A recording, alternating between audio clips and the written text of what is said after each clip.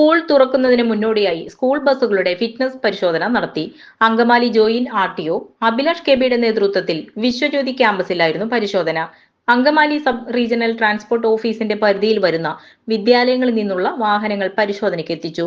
Motor വാഹന വകുപ്പ് നിർദ്ദേശിക്കുന്ന എല്ലാവിധ സംവിധാനങ്ങളും ഉറപ്പുവരുത്തി പരിശോധനയിൽ വിജയിക്കുന്ന വാഹനങ്ങളിൽ പ്രത്യേക സ്റ്റിക്കറുകൾ പതിപ്പിച്ചു.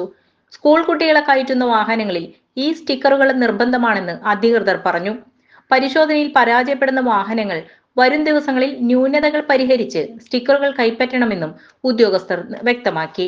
എന്നാൽ പ്രാഥമികമായി കരുതേണ്ട വസ്തുക്കൾ പോലും ഇല്ലാതെ പരിശോധനയ്ക്കെത്തിയ വാഹനങ്ങളും ഇക്കൂട്ടത്തിലുണ്ടായിരുന്നു. ഇത്തരം വാഹനങ്ങളിലെ ഡ്രൈവർമാർക്ക് ഉദ്യോഗസ്ഥർ കൃത്യമായ നിർദ്ദേശങ്ങളും നൽകിയാണ് വിട്ടയച്ചത്. പരിശോധനയ്ക്ക് മുന്നോടിയായി ഡ്രൈവർമാർക്കും ആയമാർക്കും ഫയർഫോഴ്സിന്റെ സഹായത്തോടെ പ്രത്യേക ക്ലാസുകളും നടത്തി.